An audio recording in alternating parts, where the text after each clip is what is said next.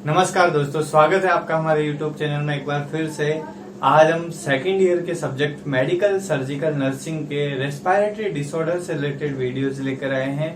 देखिए दोस्तों, मैंने आपको कुछ इम्पोर्टेंट टॉपिक्स बताए थे। मैंने पहले भी आपको बताया है कि मैं जो टॉपिक आपके साथ डिस्कस करूंगा वो टॉपिक मोस्ट ऑफ एग्जाम्स के अंदर पूछे जाते हैं। आज हम रेस्पिरेटरी डिसऑर्डर के बारे में बात करेंगे। देखिए, आपने फर्स्ट ईयर के अंदर एनाटॉमी और फिजियोलॉजी सब्जेक्ट पढ़ा था। वो एनाटॉमी और फिजियोलॉजी के बाद में हम डिजीज पोर्शन जो पढ़ते हैं वो हम मेड सर्च में पढ़ते हैं, मेडिकल सर्जिकल नर्सिंग के अंदर पढ़ते हैं। यानी कि यहाँ पे हम nursing management, surgical management, medical management की भी बात करते हैं। हम पर्टिकुलर एक डिजीज के बारे में पूरी बात करते हैं। जैसे हम यहाँ पे ले medical surgical nursing respiratory disorder, उसमें हम बात करने वाले हैं अस्थमा के बारे में। यानी कि आज हम ऑल अबाउट अस्थमा के बारे में जानेंगे। देखिए, ये वीडियो जो मैं ऐसे वीडियोस बता रहा हूँ, ये ऐसे वीडियोस आपको कहीं पे भी नहीं मिलेंगे इस फॉर्मेट के अंदर। ये जो वीडियोस का फॉर्मेट है, ये जो वीडियोस है, ये आपको कम से कम टाइम के अंदर मैं पर्टिकुलर एक टॉपिक समझाने का कोशिश कर रहा हूँ, इन वीडियोज के अंदर कवर करने का कोशिश कर रहा हूँ। देखिए, यहाँ पे फिलहाल इस बोर्ड पे मैंने इंट्रोडक्शन, डेफिनेशन, उसके डिजीज के एटियोलॉजी और रिस्क फैक्टर और पैथोफिजियोलॉजी लिखी है। देखिए बच्चों, जब भी हम मेडिकल सर्जिकल नर्सिंग का कोई भी क्वेश्चन अटेम्प्ट करते हैं तब सबसे पहले हम इंट्रोडक्शन और डेफिनेशंस लिखते हैं। देखिए, वन बाय वन हम इसको समझेंगे। सबसे पहले हम इंट्रोडक्शन और डेफिनेशन लिखते हैं। जैसे कि यहाँ पे अस्थमा पढ़ रहे हैं हम, तो अस्थमा एक ब्रोंकियल डिसऑर्डर है। सबसे पहले आप लिखिए कि ये किससे रिलेटेड है। तो एक ब्रोंकियल डिसऑर्डर है। इसको हम कैरेक्टराइज करते हैं बाय रिवर्सिबल ब्रोंकियोस्पाज्म। देखिए, ब्रोंकियोस्पाज्म क्या होता है। देखिए, अपनी जो ब्रोंकस होती है ना, उसमें एयर जाती है और वो ऐसे मूवमेंट करती रहती है, लेकिन इसमें स्पाज्म आ जाता है। स्पाज्म का मीन्स वो या तो एकदम जो है नैरो हो गई है, ठीक है, नैरो हो गई है थोड़े टाइम के लिए। इसमें रिवर्सिबल ब्रोंकियोस्पाज्म होता है ना। अब देखिए, ऐसे ऐसे ऐसे, लेकिन एकदम ऐसे, है ना। तो पेशेंट जो भी होगा उसको सांस आने में दिक्कत होगी, यानी डिस्पनिया होगा, डिफिकल्टी इन ब्रीथिंग होगी। इसलिए इसको ही हम बोलते हैं अस्थमा, है ना। तो ये ब्रोंकियल डिसऑर्डर है जिसको हम कैरेक्टराइज पहचानते हैं रिवर्सिबल ब्रोंकियोस्पाज्म से। पर्टिकुलर अगर हम डेफिनेशन देखें अस्थमा की, तो asthma is an inflammatory disease characterized by hyper-responsiveness of airway and period of bronchospasm resulting in intermittent airway obstructions। इसका मीन क्या होता है कि अस्थमा एक इन्फ्लामेटरी डिजीज है, मीन्स इसके अंदर इन्फ्लामेशन होता है और इसको हम कैरेक्टराइज करते हैं, इसको हम पहचानते हैं हाइपर रेस्पॉन्सिवनेस। आपने फर्स्ट ईयर के अंदर हाइपर सेंसिटिव पढ़ी होगी, एलर्जिक रिएक्शन पढ़ी होगी। तो ये जो एयरवे होता है उसकी हाइपर रेस्पॉन्सिविटी है, हाइपर रेस्पॉन्सिवनेस है, और एक हाइपर सेंसिटिविटी रिएक्शन है या फिर एलर्जिक रिएक्शन है जिसके अंदर पीरियड्स ऑफ ब्रोंकोस्पाज्म आते हैं। मतलब कि ब्रोंकोस्पाज्म के पीरियड्स आते हैं, मतलब जिसके अंदर अपनी जो रेस्पिरेटरी ट्यूब होती है, ब्रोंकियल ट्यूब्स होती है, वो नैरो हो जाती है और उसमें स्पाज्म आने लगता है, मतलब कि वो सिकुड़ जाती है ना। और ये रिजल्ट करती है इंटरमिटेंट एयरवे ऑब्स्ट्रक्शंस, क्योंकि अगर अंदर एयर जानी है तो फिर ब्रोंकाई को खुला रहना जरूरी है, तो यहाँ पे एयरवे ऑब्स्ट्रक्शन आएगा। इंटरमिटेंट का मीन्स होता है ना ज्यादा सीवियर ना ज्यादा माइल्ड, है ना। तो ये मॉडरेट टाइप का ब्रोंकोस्पाज्म होता है जिसके अंदर डिस्पनिया होता है। Dyspnoea means difficulty in breathing. ये हुए all about introduction and definition. जब भी मेडिकल सर्जिकल का कोई क्वेश्चन आएगा उसमें इंट्रोडक्शन और डेफिनेशन सबसे इम्पोर्टेंट पार्ट होता है। बिकॉज इसके अंदर अगर आपको इंट्रोडक्शन आता है, उसकी डेफिनेशन आती है, मतलब आपको डिजीज के बारे में पता है, आप जानते हो कि डिजीज क्या है। देन हम इसके एटियोलॉजी और रिस्क फैक्टर के बारे में बात करते हैं। अगर हम अस्थमा के ओवरऑल फैक्टर देखें, ये ब्रूनर्स और सिद्धार्थ से इसके एटियोलॉजी और रिस्क फैक्टर लिए मैंने, है ना। तो ये ट्रिगर्ड फैक्टर या स्टिमुलाई भी बोलते हैं। जैसे कि हम इसके रिस्क फैक्टर देखो, इटियोलॉजी तो मेन कोज होता है, रिस्क फैक्टर जो प्रोमोटिंग फैक्टर होते हैं उनको बोलते हैं। इटियोलॉजी या रिस्क फैक्टर की बात करें तो कुछ कैजुअल फैक्टर होते हैं जो अस्थमा को ट्रिगर करते हैं। लाइक हम समझ लें एलर्जन इनडोर भी हो सकते हैं, आउटडोर भी हो सकते हैं, मतलब घर के अंदर के भी हो सकते हैं, घर के बाहर के भी हो सकते हैं। तो ये एलर्जन कैजुअल फैक्टर होते हैं जो अस्थमा को ट्रिगर करते हैं। एलर्जन के अंदर आप देख सकते हो जैसे एनिमल फीवर हो गए, या कोई हाई ऑर्डर परफ्यूम हो गया, कोई विट्स होगी, विट्स लाइक पोलन ग्रेन्स वगैरह वगैरह, या फिर एस्प्रिन या एनसेड जैसी मेडिसिन हो गई है। बाकी कुछ ऑक्यूपेशनल सेंसिटाइजर्स भी होते हैं। इंडस्ट्री के अंदर बहुत सारा धुआं होता है, फ्यूम होता है, उसकी वजह से भी अस्थमा हो सकता है। देन हम बात करते हैं प्री डिस्पोजिंग फैक्टर की। प्री डिस्पोजिंग फैक्टर के अंदर आता है एटोपी, और फीमेल जेंडर के अंदर ज्यादा होता है अस्थमा। फिर आते हैं कंट्रीब्यूटिंग फैक्टर। कंट्रीब्यूटिंग फैक्टर के अंदर हम देख सकते हैं जैसे रेस्पिरेटरी इन्फेक्शन हो पेशेंट को तो फिर अस्थमा आ सकता है ना। एयर और एनवायरमेंटल पॉल्यूशन हो तो फिर अस्थमा हो सकता है। अगर पेशेंट स्मोकिंग करता है तो फिर उसको अस्थमा हो सकता है। अगर उसकी डाइट के अंदर कुछ दिक्कत है या फिर कुछ पर्टिकुलर किसी डाइट से उसको एलर्जी है तो फिर उसको अस्थमा हो सकता है। एट बर्थ या फिर हेरिडिटरी भी अस्थमा देखा गया है।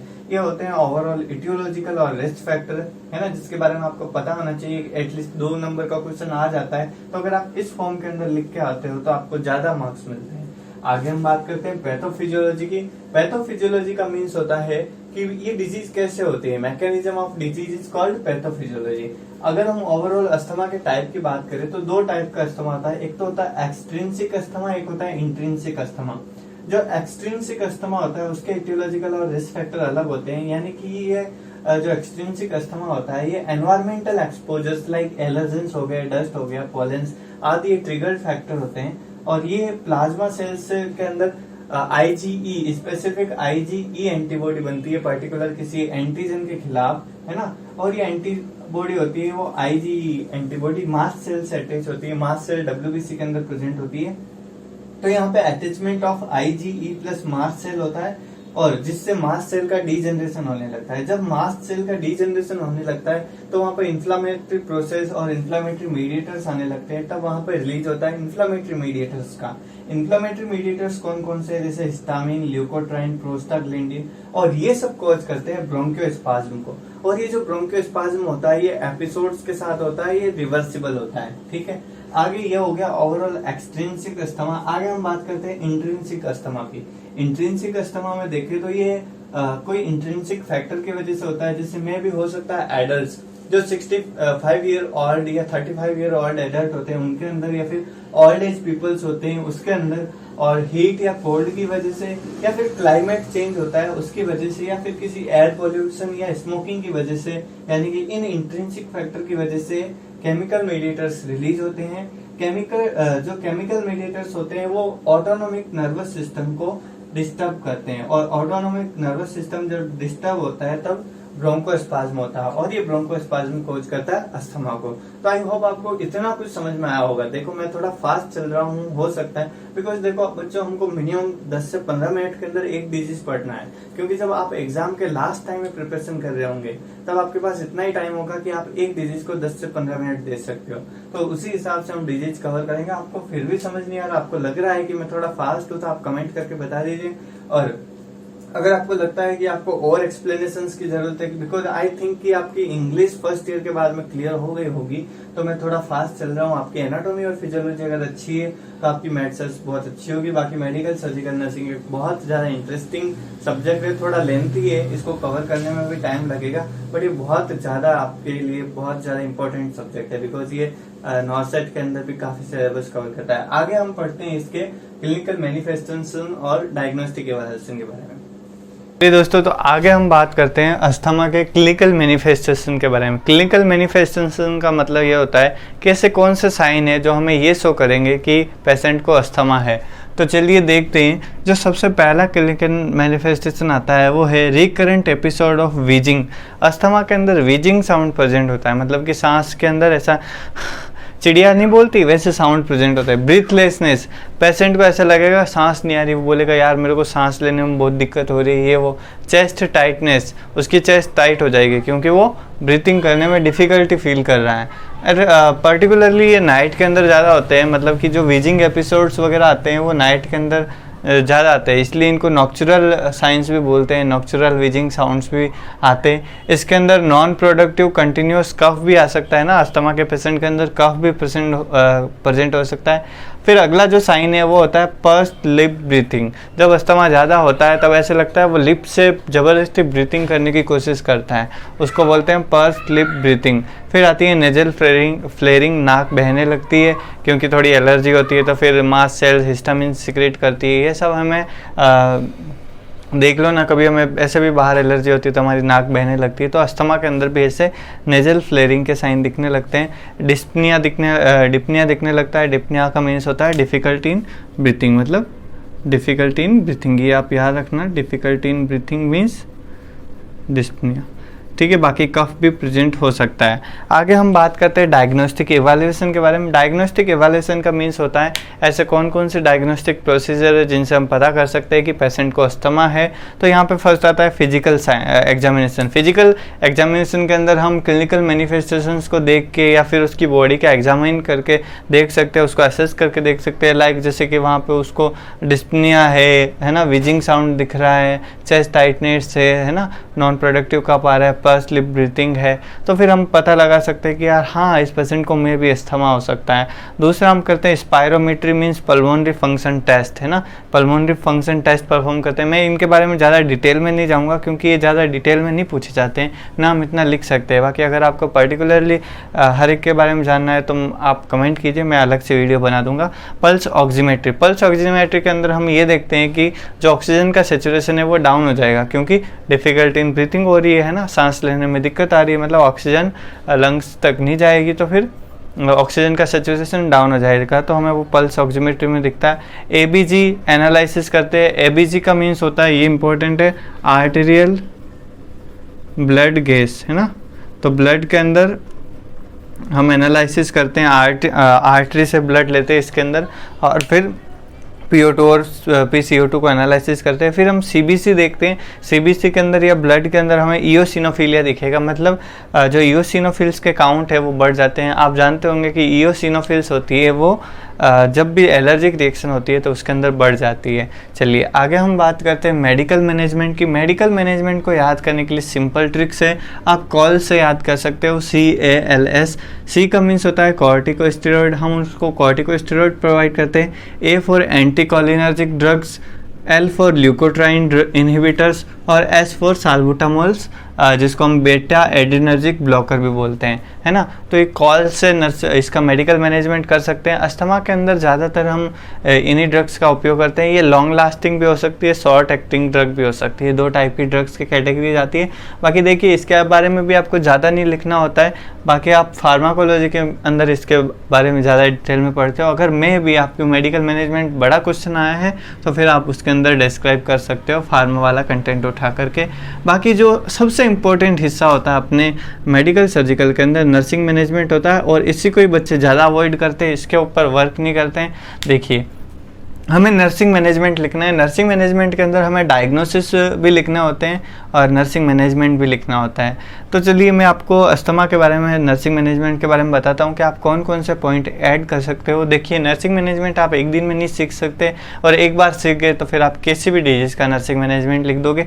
इसके लिए आपको कंटिन्यूस हमारे वीडियोज़ देखने पड़ेंगे ताकि आपको अच्छे से समझ आए। देखिए यहाँ जो मैंने ब्लू पेन से लिखा है वो सारे ही अस्थमा के लिए पर्टिकुलर इंपॉर्टेंट है, और बाकी जो ब्लैक से लिखा है वो हम जनरली किसी भी डिजीज़ के अंदर ऐड कर सकते हैं।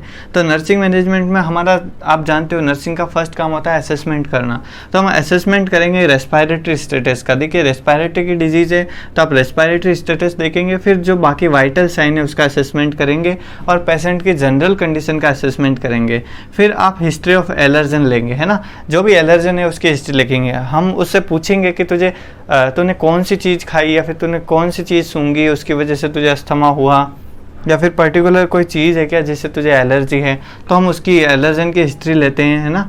और फिर बाकी जैसे जनरल हम देख सकते हैं, हम उसको मेडिकेशन प्रोवाइड करवाएंगे, एज प्रेस्क्राइब्ड मेडिकेशंस, है ना, उसको पर्टिकुलर एक रिलैक्सिंग पोजीशन प्रोवाइड करवाएंगे जिससे वो कंफर्ट फील करे, कंफर्ट पोजीशन प्रोवाइड करवाएंगे। फिर थर्ड नंबर पे आता है कि अस्थमा के अंदर हम उसको डीप ब्रीथिंग और कफिंग एक्सरसाइज करवाएंगे ताकि उसका जो रेस्पिरेटरी स्टेटस है वो इवैल्यूएट हो सके, उसका जो PO2 है, ऑक्सीजन का सैचुरेशन है वो बढ़ सके, और हम कंटिन्यूस जो चेंज है उसकी पोजीशन करते रहेंगे, पोजीशन चेंज करते रहेंगे। हाँ, फिर अगर कोई डॉक्टर इंट्यूबेशन का प्रोसेस कर रहा है उसके अंदर तो हम उसके अंदर असिस्ट करेंगे। देखिए इंट्यूबेशन हम नहीं करते हैं, डॉक्टर करता है, तो हमें असिस्ट करना होता है, ठीक है। बाकी उसको हम रिलैक्स प्रोवाइड करवाएंगे। फिर जैसे कि पोस्चरल ड्रेनेज करवा सकते हैं, जब भी कफ ज़्यादा हो गया है तो पोस्चरल ड्रेनेज परफॉर्म करवा सकते हैं, और चेस्ट फिजियोथेरेपी की हेल्प से भी उसको रिलैक्स मिल सकता है। ये होता है ओवरऑल नर्सिंग मैनेजमेंट की किस टाइप से हम एक पेशेंट को नर्सिंग केयर प्रोवाइड करवा सकते हैं। आई होप, देखिए इसके आगे नर्सिंग डायग्नोसिस भी आती है, वो मैं आपको ओवरऑल जब रेस्पिरेटरी की सारी डिजीज़ हो जाएगी या फिर एक बार में हम सारी रेस्पिरेटरी की डिजीज़ की सारी नर्सिंग डायग्नोसिस देख लेंगे, कौन सी ओवरऑल डायग्नोसिस आती है, फिर आप प्रायोरिटी बेस पे आप उनकी नर्सिंग डायग्नोसिस बनाते रहिएगा, मैं आपको सिखा दूंगा।